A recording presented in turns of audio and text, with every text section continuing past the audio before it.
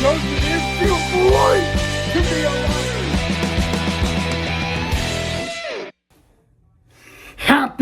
Happy President's Day and Monday, Chicago Cub baseball YouTube fans. Hope all you guys had a lovely weekend and a happy Valentine's Day weekend. I do apologize for taking a few days off, but after saying that the Chicago Cubs and Monarchy Sports Network have somehow ruined my life, I thought I would step back a few days, maybe talk to my brother Casey, not be so critical of the Chicago Cubs, and just, breathe the fresh air. And, maybe I will have a new vision of the Chicago Cubs in this episode, guys. But before we can get into this episode, I just want to say welcome back to the channel, and most importantly, welcome back to a President's Day edition of Cubs Baseball with Rod Knipe on YouTube.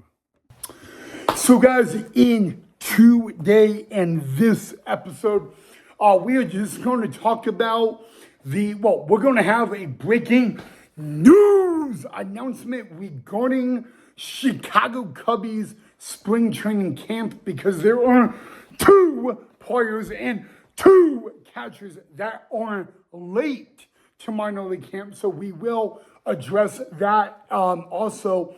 But before we can address all of that, how awesome is it to know that we are 4 days away from the beginning of 2026 Chicago Cubs spring training baseball? I mean, this Friday, we have the Battle of Chicago at Sloan Park, White Sox, Cubbies, and we'll talk about that, guys, a little bit later on, guys. But I just wanted to just say we are finally in the same week of Chicago Cub baseball. 4 days from today will be the 2026 spring training home opener. Didn't notice until I re-looked at it, but last year the home opener in spring training was White Sox Cubs. So it'll be second year in a row we will get that at Sloan Park. But let's get into the video, guys. We're going to also talk a little bit about some predictions on how Alex Bregman will do with the Cubbies in 2026. But before we get to that, we got to talk about the breaking news about Christian Bethancourt and Moises Ballesteros. All right, guys, so today was technically day 1 of a full squad workout for the Chicago Cubs. Pretty much everybody is in camp except 2 players, and those 2 players are catchers of Moises Ballesteros and Christian Bethancourt. Due to some visa legal issues, they have yet to report to camp, guys. They were expected a few days ago to arrive by day 1 of a full squad workout, but the visa stuff is still a little bit of an issue, guys. And so I really don't think that we will see those 2 players at Sloan Park for camp in time for the home opener of spring training Friday against the Chicago White Sox, guys. I don't really know much of this visa issue. It kind of really does concern me, These 2 guys are catchers, so they should have been reported a little bit ago. But I think you got Ballesteros from Venezuela, and I think Bethancourt maybe from the DR or Panama and all that. So there is a little bit of a visa issue going on. So I can't really talk much about it, guys. It is a little concerning. I always know that, players from Venezuela, guys, it can be a very high possibility that they have a visa issue re-entering the U.S. It is a common issue. Believe it or not, it's been a common issue forever. But a little bit concerning, guys. But a little bit about it, guys. We all know Moises Ballesteros, but Christian Betancourt was with the Cubbies 2 years ago. Last year, spent the season in the Toronto Blue Jays minor league system. Played the whole year in AAA Buffalo, but he was with the Blue Jays last year, not the Cubbies. And he was picked up and re-signed by the Cubbies in the off season. So that would be a little bit interesting because we had 4 catchers on the spring training roster listed. Hi. Is that important? Yes, it is. And those 4 catchers, other than Betancourt and Ballesteros, you got Carson Kelly, and then, of course, the one and only Casey Opit. So it'll be a little interesting how Craig Counsell writes the lineup for the catching situation in 4 days, I should say, because we only have 2 of the 4 catchers at camp right now. So that's going to be a little bit concerning and interesting as well. So I'll try to get you guys updated on Ballesteros and Betancourt, but they have not reported to camp. It's not because they don't want to. It's just the visa, guys. So hopefully that can get all figured out sooner than later. I would like, before we move on, I want to know what you guys think about this. I mean, it's tough. It really is for those guys, There's really not much they can do. So I would like to know your guys' input on all this.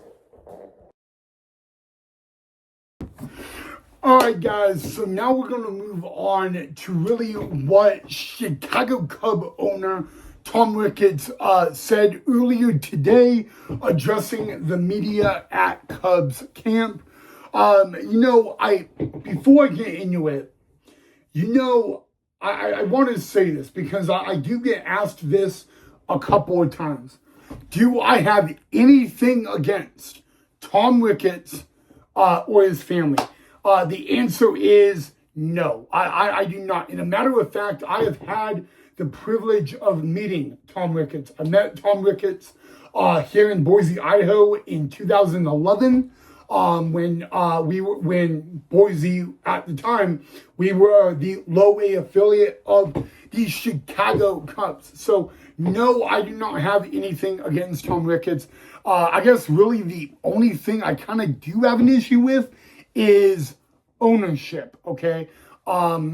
Usually in the field of sports, the owners are really, they don't care about a winning team. They really care about more of money. It's money, money, money.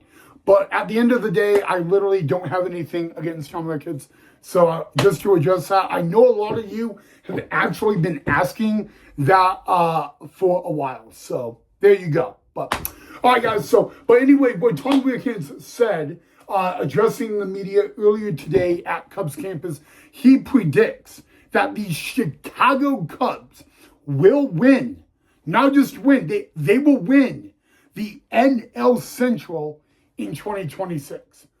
And it's funny because I hear this every single year. Every single owner of all 30 MLB teams say that about their team pretty much every year. Okay? So it's not new for Ricketts to say that about the Chicago Cubs. But the most interesting fact about that is maybe I don't think the Cubs are going to clinch the NL Central in 2026. Hear me out. When it comes to clinching the NL Central, I don't believe the Cubbies are going to do that. However, I do believe the Chicago Cubs will be a strong team to be in the playoffs in 2026. But you guys are going to boo me for this. my team, in my opinion, that will clinch the NL Central in 2026 is the Milwaukee Brewers. I'm not guaranteeing it. I just think it will happen. But if the Brewers and the Cubs meet in the postseason, boom! I believe the Cubs are going to take out the Brewers and get revenge on last season. Okay? So the reason I don't believe these Chicago Cubs are going to clinch the NL Central in 2026 is just because when you look at the offseason and then you look at like the additions and subtractions, I just don't see it. Especially that the Cubs did not re-sign Kyle Tucker. With him going to the LA Dodgers, I just don't see it. But I think the Cubs are going to be what I like to call a underdog. I think people are not really taking the Cubs seriously.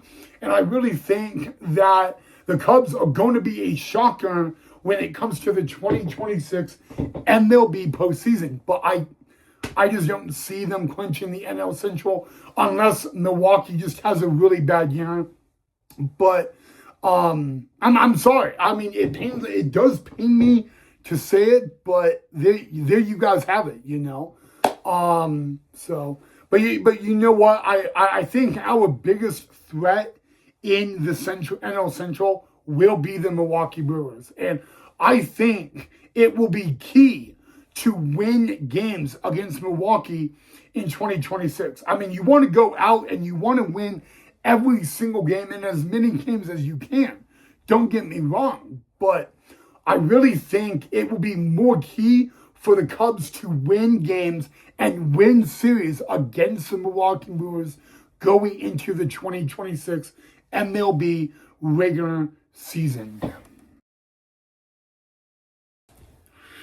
All right, Cub Nation, before I end this episode, sorry about the difficulties with CapCut. They've been having a little technical difficulty today a little bit. So I just first wanted to apologize for that. But I did forget the Cubs actually signed a new catcher to a minor league deal earlier today. It is Eric Yang. Not much about him. He has spent 4 years prior with the Washington Nationals organization. Actually, he played against my brother in college, believe it or not. My brother's freshman year at the University of Arkansas. Casey, my brother, yeah. Casey's first year in Arkansas, Eric Yang actually played against him and all that. But it's been pretty interesting for him, not much. He's had a lot of injuries, and I'm talking about Eric Yang. But the Cubs signed him to a minor league deal earlier today. So he may actually play in 4 nights, 4 days against the Chicago White Sox. But I just wanted to get you guys that update. It came out on Bleacher Nation earlier today, and at the beginning of the video, I forgot. So I do apologize for all that. But yeah, sorry about the little difficulties with CapCut. They did email me that they're having a little difficulty today, technical difficulties. So it happens. It is what it is. Not much I could say or really do about it. So I just wanted you guys to be aware of that. But other than that, I forgot. So we are 4 days away from the 2026 Sloan Park home opener for our Chicago Cubbies. Let me know if you guys would like a pregame show for that game and a postgame show. So again, I know I'm asking 4 days early, but since we are in the week of the game, just let me know if you want a pregame show and a postgame show for Friday. So I can just prep it and all that. But if you guys want just a postgame show, that's fine. But I'm just going to ask, let me know if you want both a pregame and a post-game. Just remember, if you want the pregame and postgame, then it would be a 2-episode day on Friday. But I'm going to leave that up to you guys. So, other than that, I think that is all I have for you guys. So drop a like if you enjoyed. Make sure you do subscribe if you are not a subscriber. I will have more coverage later in the week regarding my report to Cubs camp. So I'll have that like later in the week. But other than that, thanks for watching. Have a great rest of your President's Day. And Monday, I'll see you all in the next episode. And as always, go Cubs go.